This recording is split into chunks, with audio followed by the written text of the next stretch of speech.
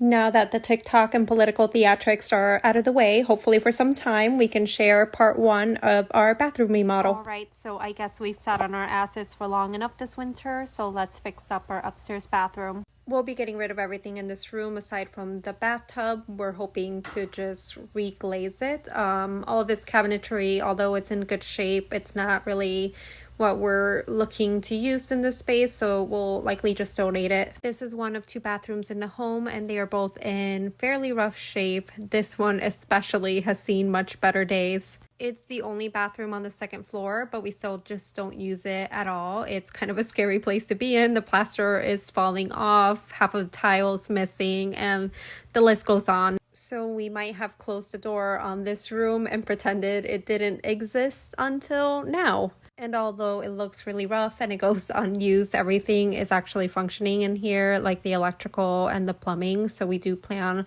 on keeping things where they currently are so that we could just reduce our spending with this space. Our budget is very small.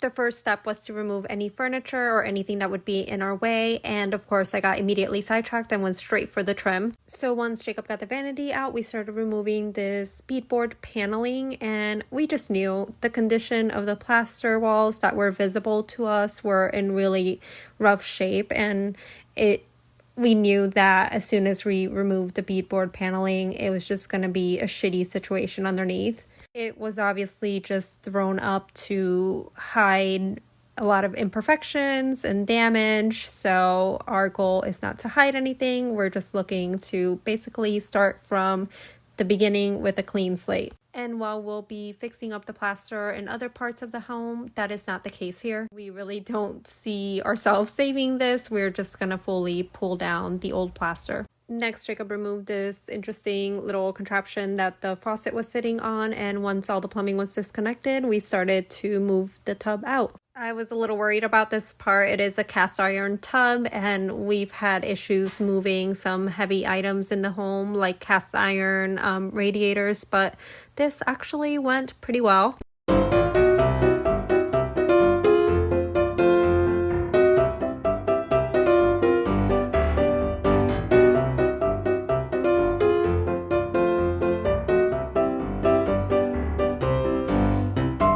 We got that out of the way, we can remove the remaining tile, and this stuff really just pops right off. Piece of cake.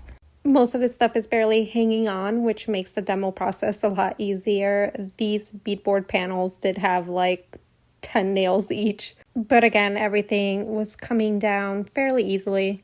And of course, I'm always grateful for Jacob for doing the dirty work. Once we got everything off the walls, you can really see how many years of wallpaper have been piled up on top of each other.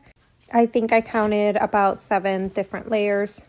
I'll show you a little piece of each wallpaper during our next video. We ended up our first day by removing all of the baseboards, and after that we just called it a day. Stay tuned for part 2 where we'll remove all of the horsehair plaster. Thanks for watching. Bye.